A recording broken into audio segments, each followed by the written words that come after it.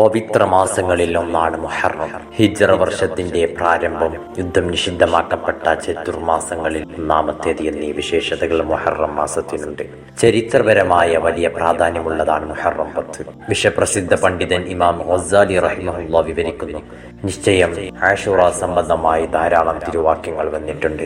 അവയിൽ ആദം നബി അലൈഹിസ്സലാമിനെ സൃഷ്ടിച്ചതും സ്വർഗത്തിൽ പ്രവേശിപ്പിച്ചതും അർശും കുർസും സൃഷ്ടിച്ചതും ആകാശഭൂമികളെയും സൂര്യചന്ദ്ര താരങ്ങളെയും സൃഷ്ടിച്ചതും സ്വർഗത്തെ സൃഷ്ടിച്ചതുമെന്നാണ്.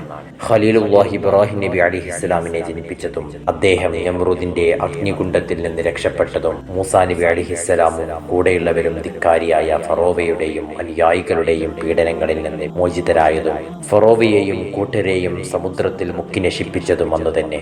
ഈസാ നബി അലൈഹിസ്സലാം ജനിച്ചതും അദ്ദേഹത്തെ വാനലോകത്തേക്ക് ഉയർത്തിയതും ഇദ്രീസ് നബി അലൈഹിസ്സലാമിനെ ഉന്നത സ്ഥാനത്തേക്ക് ഉയർത്തപ്പെട്ടതും നൂഹ് നബി അലൈഹിസ്സലാമിന്റെ കപ്പൽ ജൂദി പർവ്വതത്തിൽ ഞങ്കൂരമിട്ടതും സുലൈമാൻ നബി അലൈഹിസ്സലാമിന് രാജകീയ പദവി നൽകപ്പെട്ടതും യൂനുസ് നബി അലൈഹിസ്സലാമിന് മത്സ്യോദരത്തിൽ നിന്ന് പുറത്തു വന്നതും യാക്കൂബ് നബി അലൈഹിസ്സലാമിന്റെ കാഴ്ച തിരിച്ചു കിട്ടിയതും യൂസുഫ് നബി അലൈഹിസ്സലാമിനെ ആയക്കിണറ്റിൽ നിന്ന് മോചനം ലഭിച്ചതും അയ്യൂബ് നബി അലൈഹിസ്സലാമിന് രോഗമുക്തി ഉണ്ടായതും അന്നായിരുന്നു. ആദ്യമായി മഴ വർഷിച്ചതും മുഹറം 10-നായിരുന്നു. ഫിർഔനിന്റെ നാശത്തിലൂടെ മൂസാ നബി അലൈഹിസ്സലാമിന് ലഭിച്ച ആശ്വാസത്തിന് നന്ദിയായി മൂസാ നബി അലൈഹിസ്സലാമും തുടർന്ന് യഹൂദികളും ആശൂറ ദിവസം നോമ്പനുഷ്ഠിച്ചു വന്നു. യഹൂദികൾ പ്രസ്തുത ദിനത്തെ ആദരിക്കുകയും അതൊരു സുദിനമായി ആഘോഷിക്കുകയും ചെയ്തു. ഇബ്നു അബ്ബാസ് റളിയല്ലാഹു അൻഹു റിപ്പോർട്ട് ചെയ്യുന്ന ഹദീസിൽ കാണാം, തിരുനബി സല്ലല്ലാഹു അലൈഹി വസല്ലമ തങ്ങൾ മദീനയിൽ വരികയും അവിടെ യഹൂദികൾ ആശൂറ ദിവസം വ്രതം അനുഷ്ഠിക്കുന്നത് കാണുകയും ചെയ്തപ്പോൾ ഈ നോമ്പ് എന്താണെന്ന് അവരോട് നബി സല്ലല്ലാഹു അലൈഹി വസല്ലമ തങ്ങൾ ചോദിച്ചു. അവർ മറുപടി നൽകി, ഇതൊരു മഹത്തായ സുദിനമാണ്. അല്ലാഹു തആല മൂസാ നബി അലൈഹിസ്സലാമിനെയും അദ്ദേഹത്തിന്റെ അനുയായികളായ ഇസ്രായേൽ മക്കളെയും രക്ഷപ്പെടുത്തുകയും അവരുടെ ശത്രുവായിരുന്ന ഫറോവയെയും കൂട്ടരെയും വെള്ളത്തിൽ മുക്കി നശിപ്പിച്ചതും ഒന്നായിരുന്നു. അപ്പോൾ അല്ലാഹുവിനോട് നന്ദി പ്രകടിപ്പിക്കുവാനായി മൂസാ നബി അലൈഹിസ്സലാം നോമ്പനുഷ്ഠിച്ചു. അതിനാൽ ഞങ്ങളും ഇന്നും നോമ്പനുഷ്ഠിക്കുന്നു.